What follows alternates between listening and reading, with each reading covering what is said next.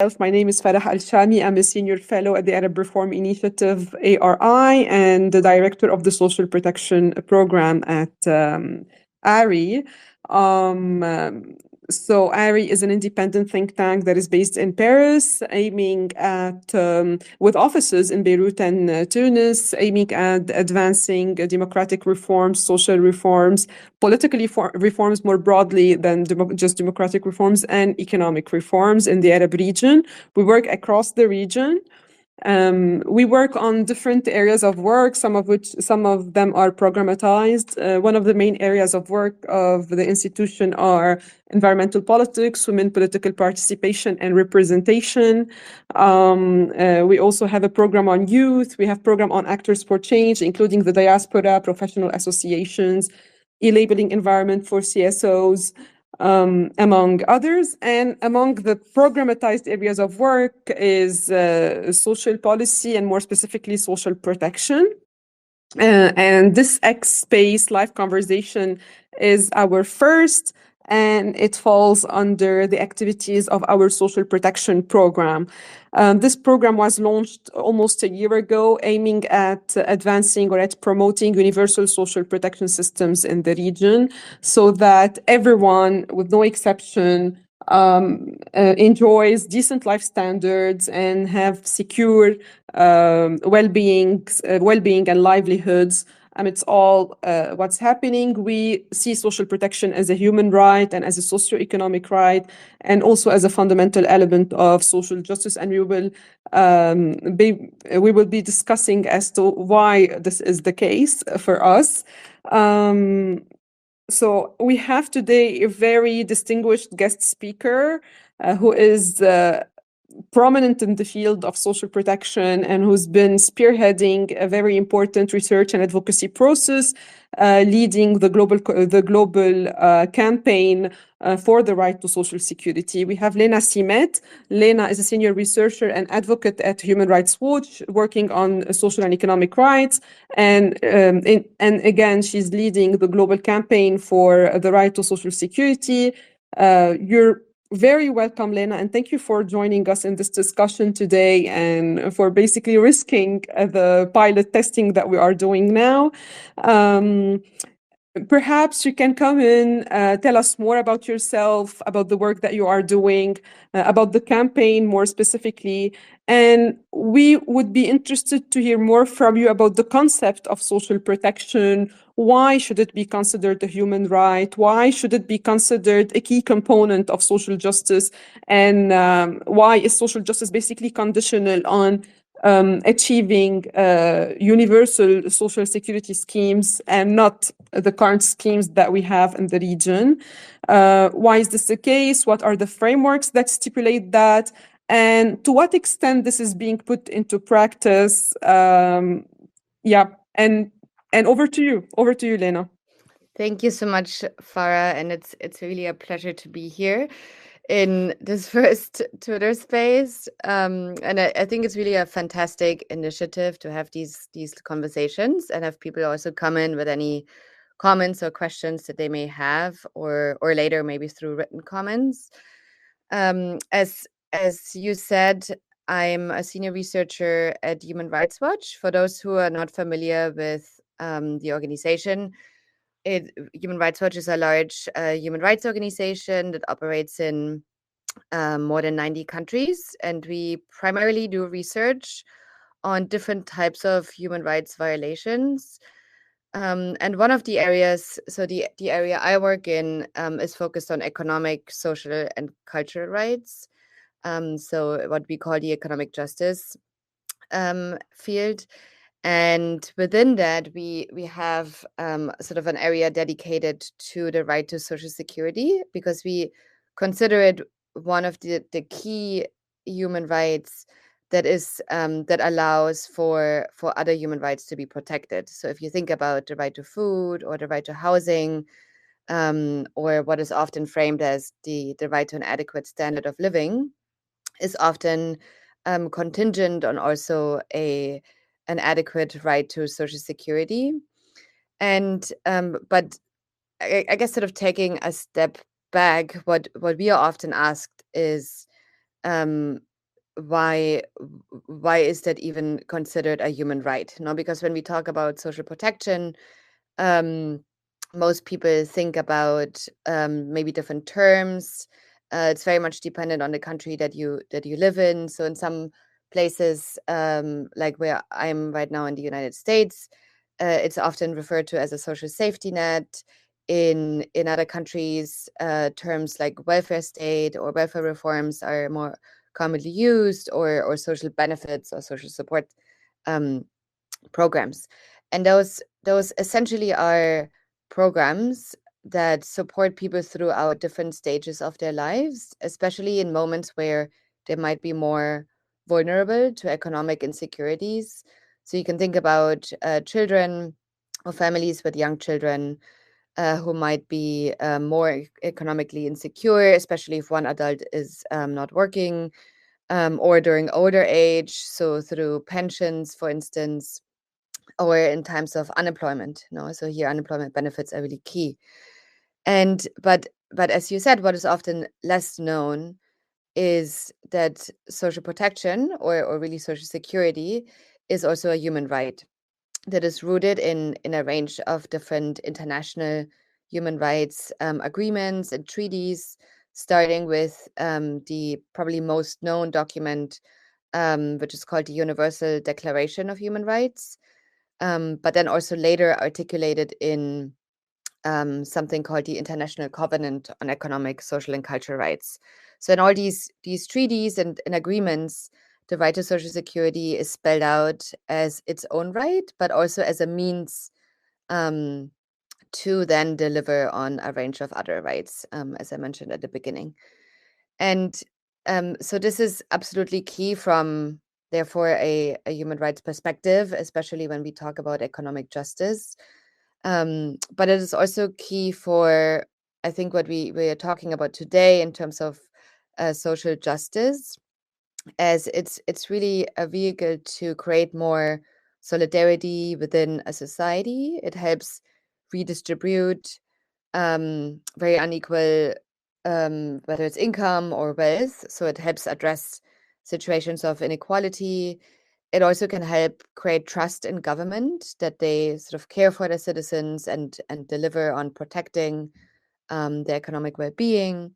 And it might even make people more willing to recontribute to at the tax system, no? Because when I know that I'm getting unemployment benefits when I lose my work, or when I want to retire, I receive a pension, I might be more willing then to contribute to sort of this big pot of public money throughout my working life.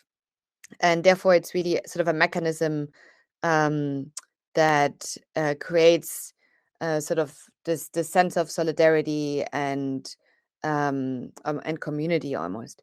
So we therefore consider it absolutely key for creating social justice um, and sort of a more redistributive society. Thank you so much for this very succinct yet clear explanation as to why social protection is a human right and a manifestation of social justice, basically, which is, yes, as you defined it, social justice is the equal distribution of wealth and public resources, and it is when everyone, with no exception, is enjoying decent work conditions, decent life standard, and all the basically essential needs that guarantee and that secure their well-being and their livelihoods. So in Article 22 of the Universal Declaration of Human Rights that you mentioned, it stipulates the following: everyone as a member of society has the right to social security. And in Article 25, I'm going to read it out, it says, everyone has the right to a standard of living adequate to the health and well-being of himself, and of his family, including food, clothing, housing, and medical care and necessary social services, and the right to social security in the event of unemployment, sickness, disability, widowhood, old age, or other lack of livelihood in circumstances beyond his control. Motherhood and childhood are entitled to special care and assistance. All children, whether born in or out of wedlock, shall enjoy the same social protection. And this is basically what you described, and very in a very terse manner. I would like you to tell us more about the work that you are doing before we dig deep into the substance, into the content, and speak about the developments and the challenges and the opportunities that we are facing, or that our social protection systems in the global south and in the Arab region are facing. Tell us more, please, about the campaign, about the research that you are doing. Our program as well is trying to promote universal social protection through a range of activities and outputs, through knowledge production, through advocacy, through community building and mobilization, through convening, and through awareness raising and sensitization campaigns. And it would be very interesting to know more about the campaign, which basically captures the broader movement and the momentum happening on the regional and global level, trying to promote universal social security as our main goal. So over to you, please. Yeah, no, thanks for the question, which I think is actually quite related to substance, since the campaign is really trying to push forward very specific types, or at least areas of policy. But I think maybe as sort of a lead up to what we are currently doing in the campaign, it's also helpful to say sort of where this group came about, since it's a rather, let's say, new development. And so this group came together, I think about a year ago at this point, so shortly after the spring meetings of the World Bank and the IMF last year, where a group of individuals working for different NGOs, sort of human rights or economic justice organizations, that are working on social protection, came together and wanted to coordinate efforts and advocacy messages, targeted primarily at the International Monetary Fund, so the IMF, and the World Bank.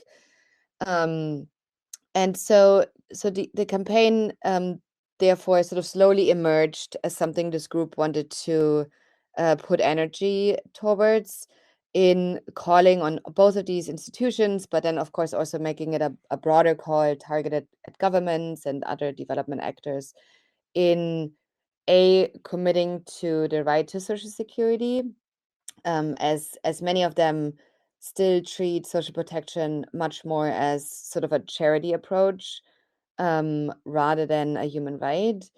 And as a result, therefore, apply and focus on policies that would really allow for this universal character, that you also spelled out in the Universal Declaration of Human Rights, which says very clearly, that everyone has a right to social security.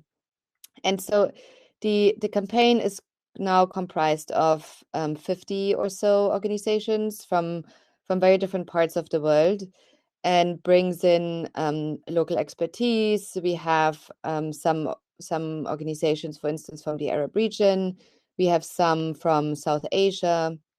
There's a range from African countries, and some global actors, as well as Amnesty or Human Rights Watch, and therefore really to come together and strengthen each other's messages.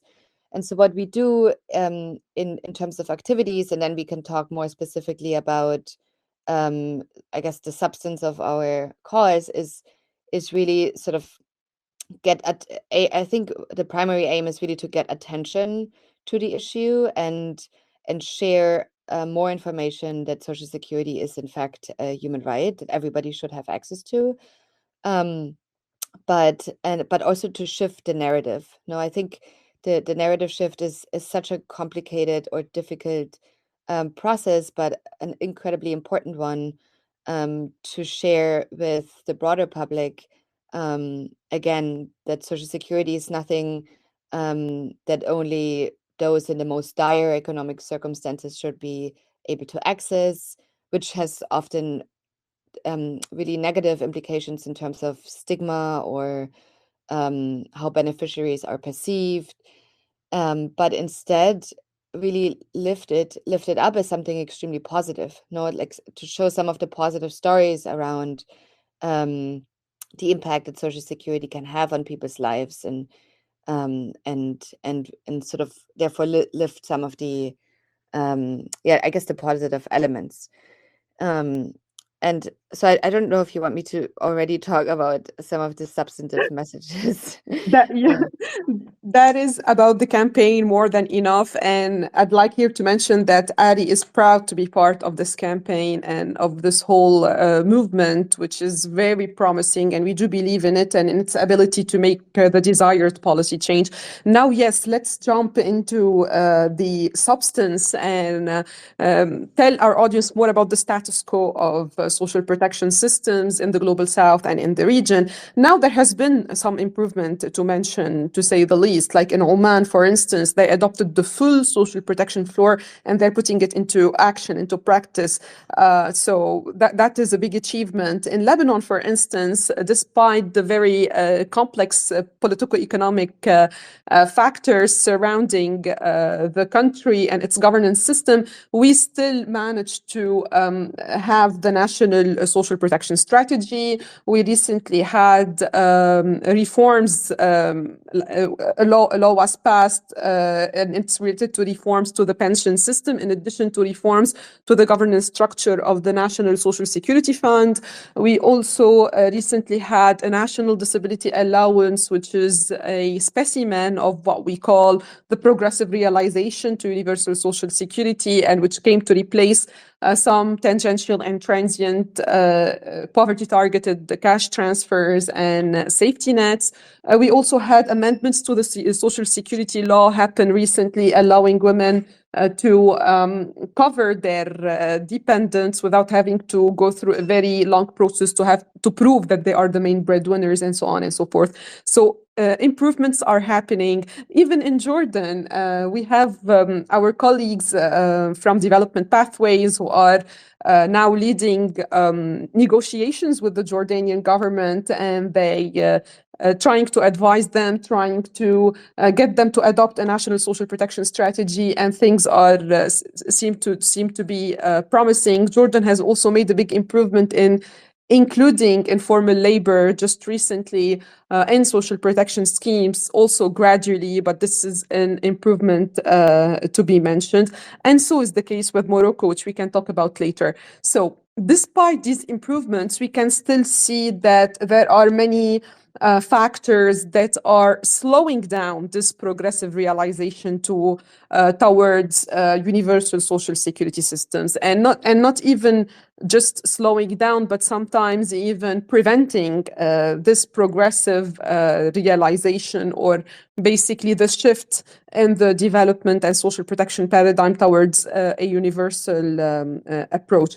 And one of these factors is the impact that the international financial institutions, especially the IMF and the World Bank, have been having through many channels and parameters, through austerity measures that come as with the conditionality of IMF loans and programs, shrinking the fiscal and of course, not only austerity, but also the bad credit risk management, the surcharges, the high interest rates, all of which are shrinking the fiscal space that is available for public spending, and particularly for social spending.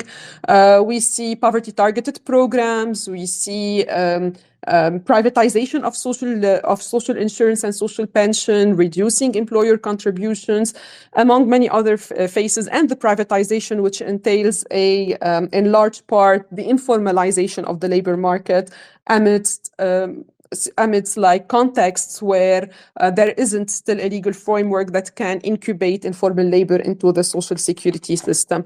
To know more about these and to get to more tangible examples, I'm going to hand over to you, Lena, to tell us basically how the IMF and the World Bank in different ways are impacting our social protection systems, and probably what solutions are there. Yeah, no, thank you, Farah, and thank you for also pointing out some of the positive examples, which I think are so important to highlight, to show that also different pathways are in fact feasible. But so when we talk about the IMF and the World Bank, we have, I guess, slightly different critiques. But the reason why we pay so much attention to these two actors is that they have enormous influence on social policies and social protection policies in many low and middle income countries. And the way they do or they exert influence is slightly different. The World Bank primarily engages in policies through programs, so by funding new or existing social protection programs. And here they have, I think, would say a toolbox with very different approaches.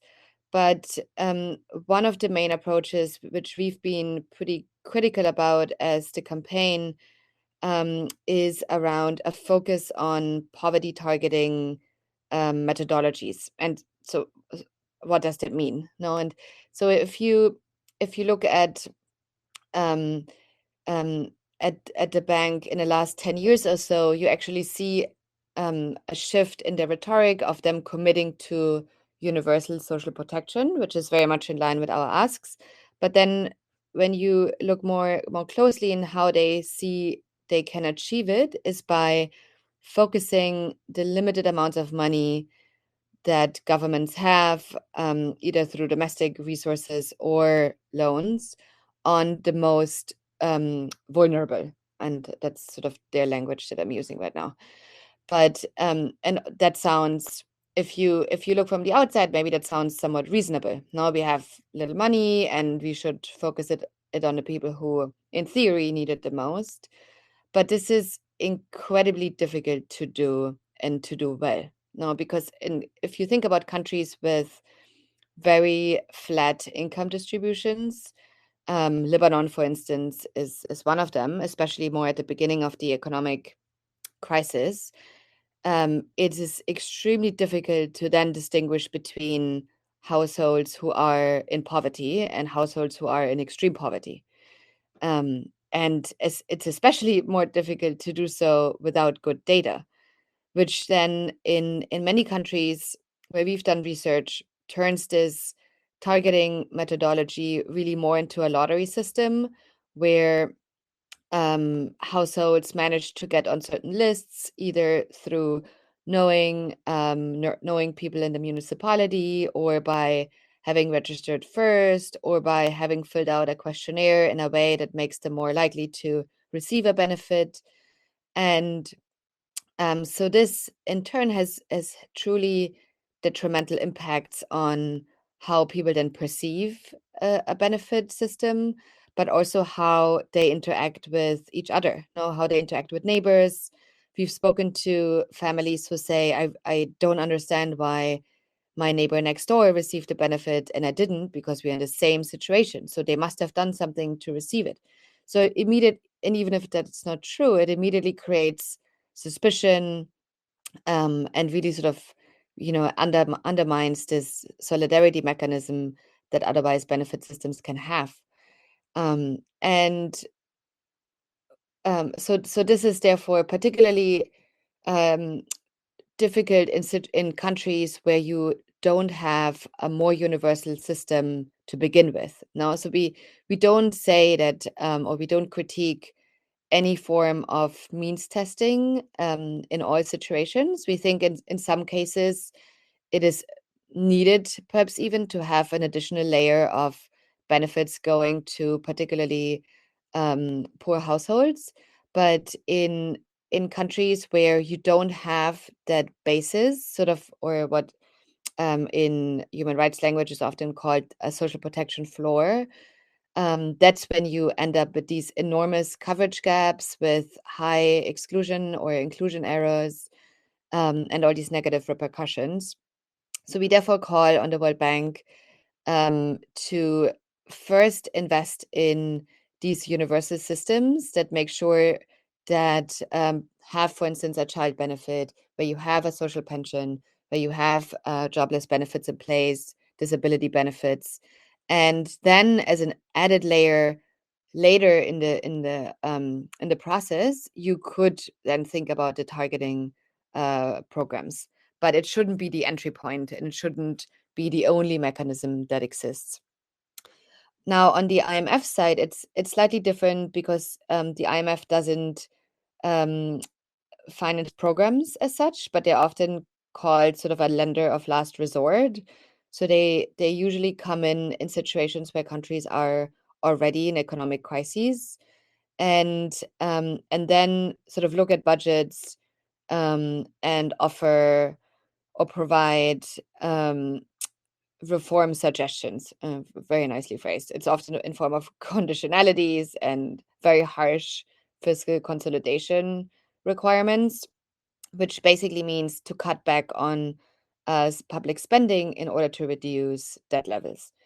And what we've seen, especially in countries in the Arab region, is that it often means cutting subsidies.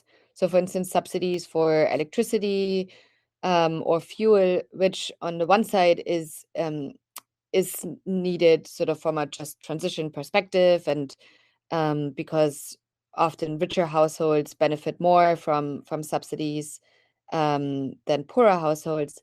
But on the flip side, if you cut subsidies without investing first in universal and adequate social protection systems, you really leave people without the means to pay for these services that are absolutely essential to their well-being and to their human rights. So there's on the IMF side, there's therefore sort of a sequencing problem where first investment should be going into social protection systems in line with human rights, and then sort of cuts to subsidies could happen, although they need to happen very carefully. And in addition, they follow very much the World Bank in their approach to sort of investing in very narrowly defined social safety nets rather than broad and rights aligned social protection systems. So we therefore call on the IMF to stop any austerity measures that are harmful to rights, including the right to social security, but also to commit to social security as a human right rather than this sort of narrow strip of social security. That is amazing. Thank you so much for really capturing all of these information in like a few minutes. So really, thank you, Lena. And indeed, the World Bank has this approach to development in general and is trying to impose it on the many countries where it intervenes. They understand social protection to be bound to or to be basically limited to social safety nets and to poverty targeted schemes. They even misunderstand what we mean by universal social protection, and they think that universal basic income, for instance, is what we mean when we are trying to call for more inclusive and specifically for universal and comprehensive schemes. As for the IMF, when we mention all of these arguments that you have just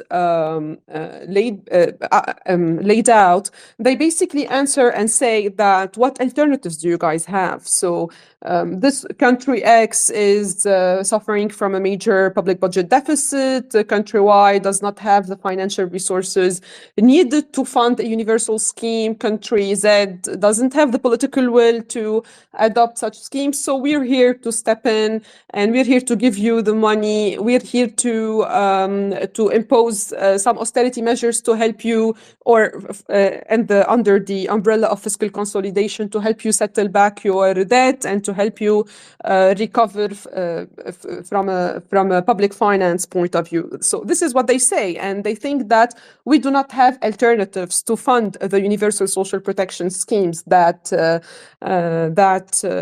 basically we want, and that's why they privatize and they start to provide development solutions that do not necessarily speak to the equitable and inclusive societies that we are trying to promote. So our answer is to them is basically that alternatives are many.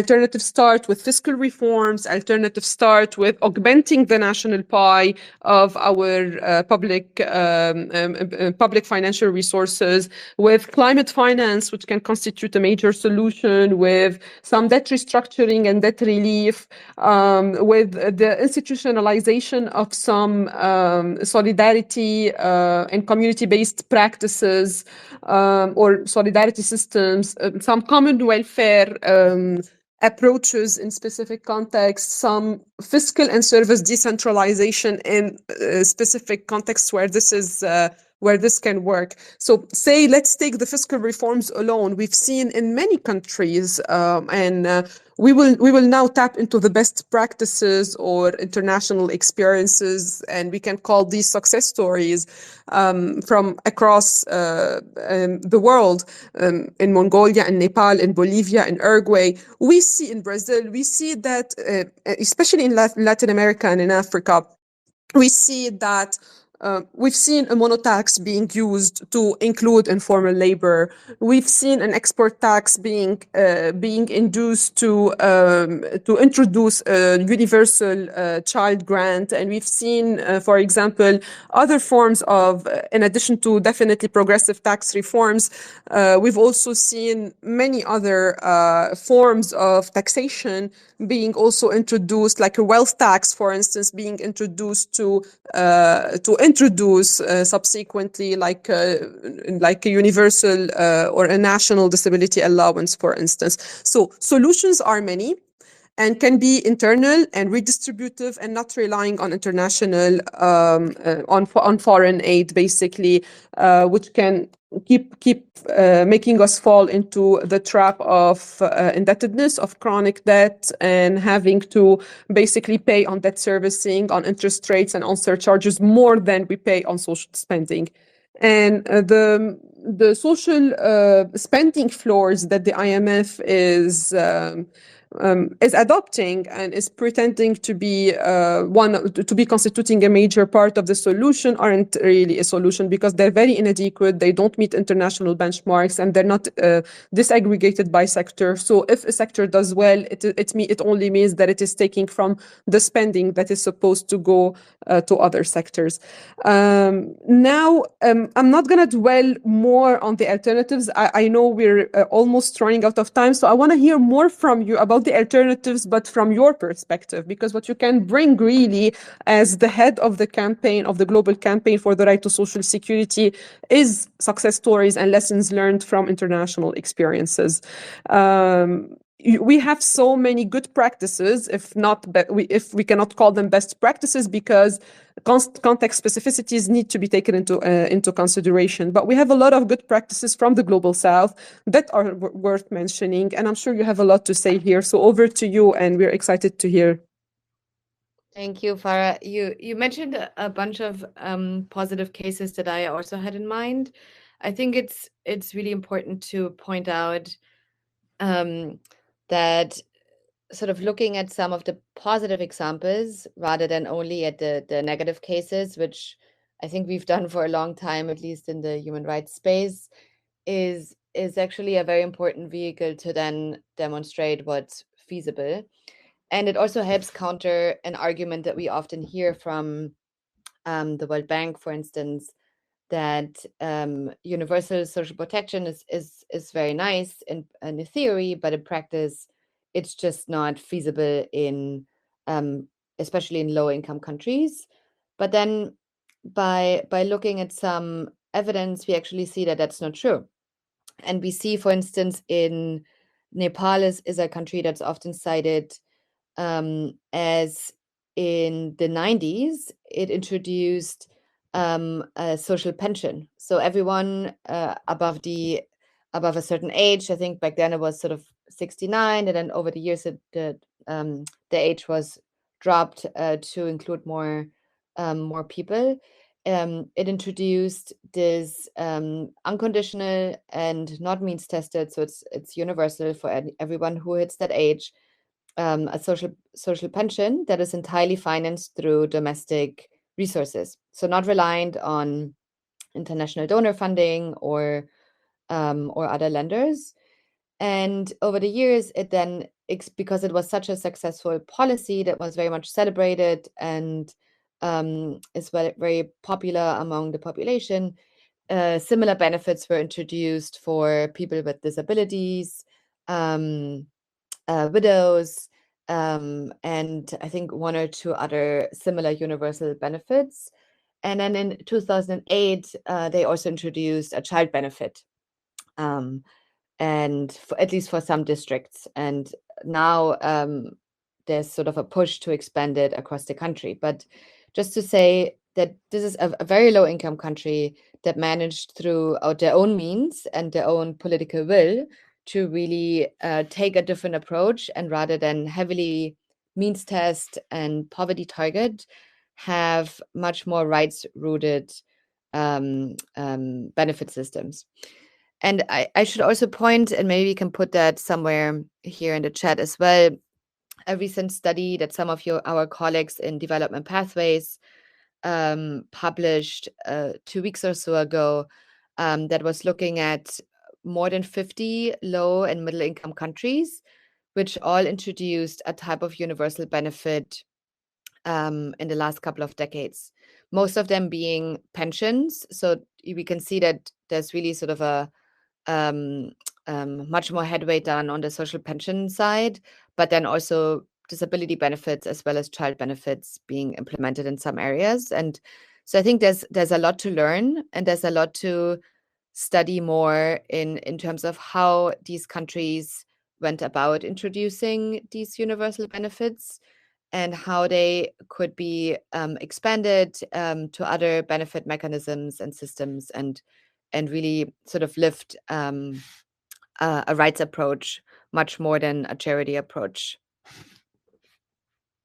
Absolutely. Thank you so much, Lena. And by the way, so we spoke about the campaign, and I feel or I think of the campaign as really representative of the global broader movement happening with international financial institutions to counter basically their approach and their interventions in the global south, and how this is impacting social protection systems.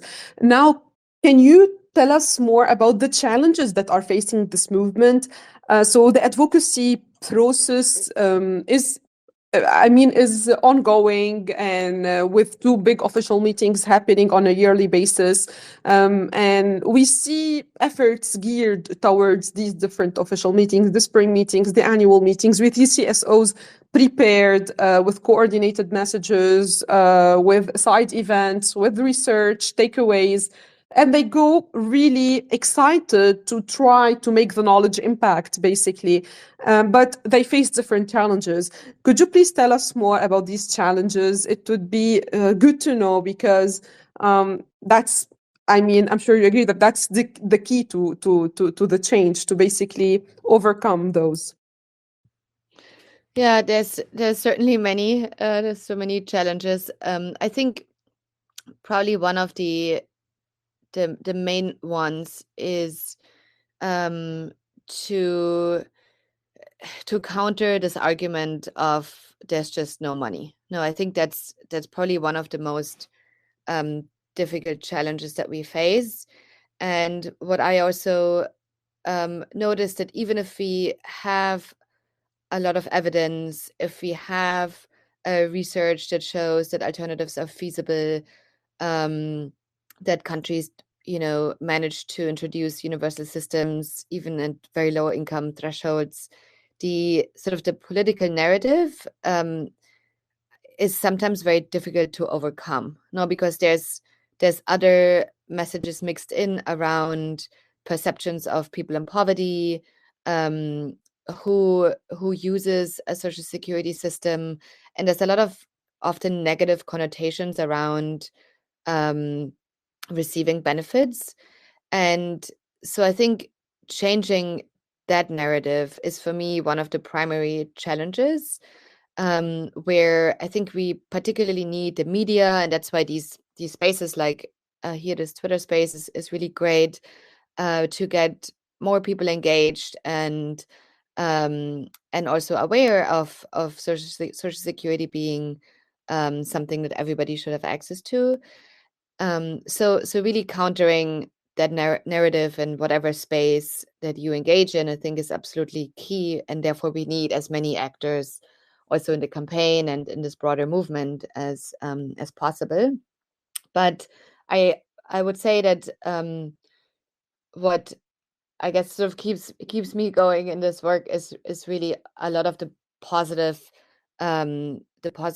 energy and an approach, exciting new approaches that different actors are bringing to the table. And for instance, seeing how this campaign has grown so much in the last just 10 months, and how more organizations are eager to join, I think shows something very, very encouraging and exciting, that maybe overcoming these challenges collectively is in fact feasible.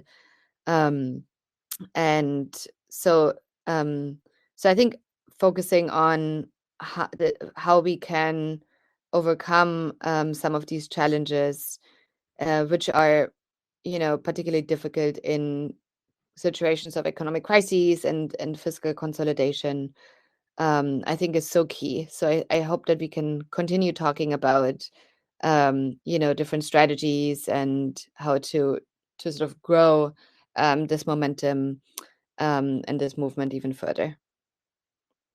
Absolutely. And I'm going to add to this that international financial institutions have opened indeed some mechanisms and platforms for CSO engagement, but at the same time, they seem sometimes to be doing that with a box checking attitude, perhaps. And sometimes they don't listen. Sometimes we either go too low, I mean, on the country operational level, or too high that we cannot really influence their opinions and how they see things. And I mean, they are also very restricted by the discourse of their institution, which comes from the neoliberal economic system and the whole global order, and the spirit with which these international financial institutions have been established ever since their establishment.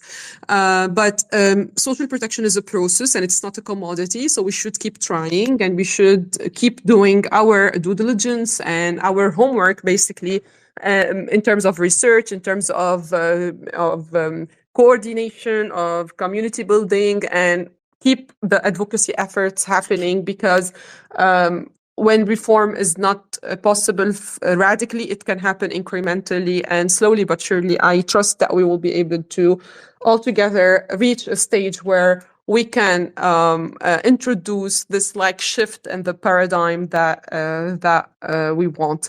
I think we can stop the bilateral discussion between me and Lena at this stage and see if people in the audience have any questions or comments, if they'd like to come in to speak up, to add any idea. Otherwise, we can keep the discussion to this. But let's see first if anyone is interested to add something or to join the audio live discussion. Please just raise your hand, send me a message in the chat or a request to join.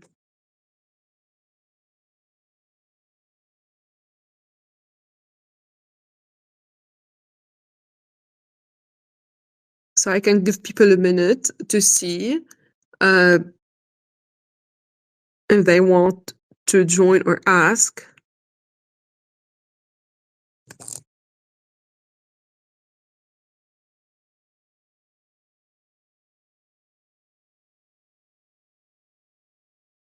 Okay, it doesn't seem so. So I think we can stop the conversation here. Lena, please feel free to come in if you'd like to add any point. But from my end, I just would like to thank you very much, so very much, for joining us today, for all the great insights and illuminating thoughts, and for sharing your research and your perspective on the issue. This is very useful. I think we've made it a case that we've made the case that social protection should be discussed on World Day of Social Justice, and on its occasion because it's a key component of social justice. Thank you also so much for risking the first X Space live conversation with us. I really appreciate it. No, I just want to say thank you so much for opening this space and having such important conversations around social protection. But again, my apologies for the technical challenges starting the conversation. But no, thank you so much. No worries, understood. This was very nice, and we'll definitely edit and publish the recording later for those who missed it. And we'll open this X space more frequently to discuss many different dimensions that we've tapped into today, delve deeper into them on several occasions, either to commemorate some international days or simply in reaction to specific developments or upon our audience's request. So thank you everyone for attending. Thank you again, Lena, and have a nice rest of the day. Take good care. Bye. Thank you. Bye.